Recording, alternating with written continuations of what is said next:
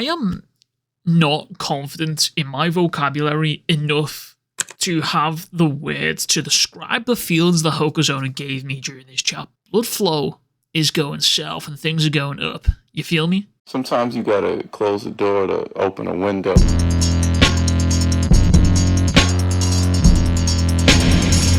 First things first, like, subscribe, follow the Instagram, good stuff. Now, it's time to talk about Kagura. This chapter opens up where we left off with Yura floating in the air, hitting the Gojo as flowers are sprouting from him. And already, the tension in the air with this chapter in this series is palpable. Shihiro is watching on, sweating, gasping for air as Samura is taking zero chances and trying to finish the job on Yura. And everything in this moment is one Samura. Something bad is about to happen. Now, what I want to point out here is that the Magatsumi itself is, in the previous chapter, drawing itself, essentially. These plants are sort of acting like a lever and are drawing the blade, and now it's not. Now, I wonder if it's because Samura attacked Yura that the blade stopped, or it could be that Samura and his instincts were sort of imagining what was about to happen, and that's why he struck. Now, the next thing we know, Yura and Samura are flying through the air. Samura is trying his best with Suzaku to burn away the Magatsumi's influence, but at this point, right here, I'm of the belief that Soga has completely and utterly took over Yura's body, because Samura knows this, and he can feel that this is what's happening as we get to see this brief glimpse of Soga's eyes. And I think what I love about this panel is the black shadow covering Yura's face, this black mask, this sense of tension and horror and panic as Samura is watching all of this happening and unfold in front of him. He can't do nothing. This wave of power that he is so desperate to stop here has arrived, and all he can do now is just watch. Well, Samura realizes something incredibly important, that Suzaku is no longer working on the Magatsumi. It's not healing the encroachment on Yura's body, and that's because the Magatsumi is no longer encroaching on Yura's body. It is his body now. Soga and the Magatsumi have successfully claimed full and total control over Yura and his body. Now, in the last video, I did talk about the idea of seeing a main villain in control of Yura in this sort of inner demon trope, almost, if you would like, and now we're here, and we're witnessing Yura being taken over willingly by Soga. But for now, Yura seems completely happy, and again, willingly is happy to do this. However, what happens when Soga does something that Yura isn't happy with? What happens if Soga does something that Yura doesn't want him to do? Do we have this then internal conflict that ensues for control over the body? Do they fight for power? It is definitely something that I can see happening personally, especially given the reveal of the motives for Yura in the previous chapters here. Hokozuna made him a much more sympathetic and grounded character with his reveals here. Now, anyways, Samura has recognized that the Magatsumi's evasion is forcing Yura's nervous system to accommodate its power, culminating in Soga's entrance is possibly one of the more horrifying things that I have seen within this series. I remember mentioning a little while back that bingo entrance of him eating dudes was quite horrific, but this one right here I think is just as scary, if not more scary, because within 2 panels, Yura transforms into Soga, going from this almost lifeless body on the floor to standing upright, hair flowing longer, and a voice and a smell and an aura that Seiichi Samura, to him, is completely unmistakable. For the first time, Soga is free, essentially, and the first thing that he does is comment on Yura's fit. He comments on him wielding the shinoichi in a suit. It's just wrong. And within seconds, Soga gets changed, smashing a window, leaving Yura's suit and shoes folded, tidied up, left behind. All while this is happening, Shihiro and Samura are just watching on as the threat that they've been fighting so hard against, to eliminate, to get rid of, is now just standing in the sky. The man Kurashige Rokihira trusted above all others and entrusted with his greatest masterpiece, the Sword Master. Now, this has raised very, very interesting questions, which I will get to, but how will Shihiro react to all of this? Again, I will get to this a little bit later down the line, but we are given a lot of information on the Swordmaster. Quote, the Swordmaster was in his right mind. We knew that. All of the sword bearers confronted him. He was in full possession of his senses. The war had simply changed his beliefs. Nonetheless, scholars deemed him insane, because there was no way to explain the inordinate scale and force of the malediction. But we knew only too well why he had been chosen to wield the shinoichi.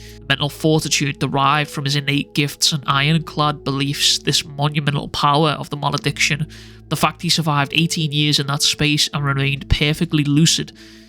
the way he hijacked Yura's body, all of these things are surprising but reconcilable given what we know. Akimura Soga was peerless.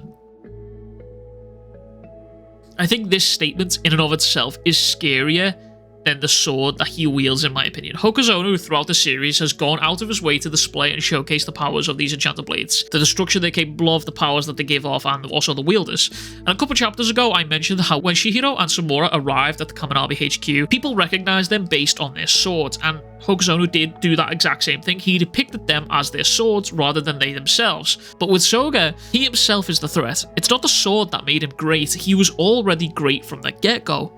He was peerless. It's here that Soga explains that he was resigned to die in that prison. When they imprisoned him after the malediction, he understood that his existence and society's mainstream ethics are incompatible. But somebody had to venture where nobody else dared. And the day I eradicated the enemy, I fulfilled my role, and that was enough. Or so I thought.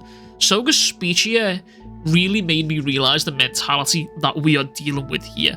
But it also, at the same time, made me wonder just how bad the people they were fighting on Shikoku were. What kind of evil were they doing and committing to push Soga to the side? The malediction was the only choice left for him. As Samura says, this guy was ironclad in his beliefs, but the war changed him. So what the fuck did he see on that island that made him switch from this pure of heart man, apparently, to these guys need to go. They have to go. And I'm sure at some point we're going to find out. We do need to talk about that. But for now, we need to talk about the Magatsumi. In the back half of this chapter, Soga finally shows us just how devastating the power of the Magatsumi is and why he is the one wielding that power. You see, in the last video I mentioned how Hokuzono felt like he was building up to the big reveal of this power in 3 parts.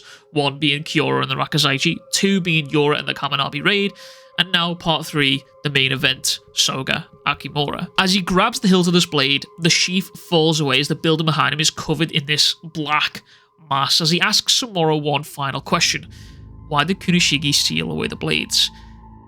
And before Samura can even answer, Soga activates an unseen ability, Butterfly. This attack seemingly cleaves Samura in 2 along with a good chunk of the city behind him.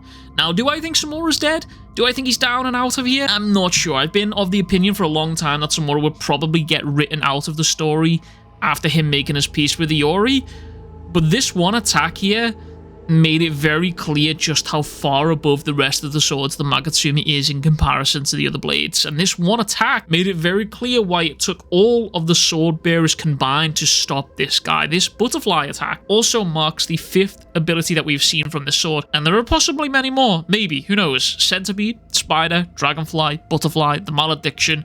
As mentioned many times within the series, we've only ever been seeing the very tip of the iceberg of this sword when it comes to the Magatsumi, and this destruction from this one sword is fucking insane. But this attack leaves Shihiro very open and off guard for Soga to completely close the gap on him, holding the blade to Shihiro's throat.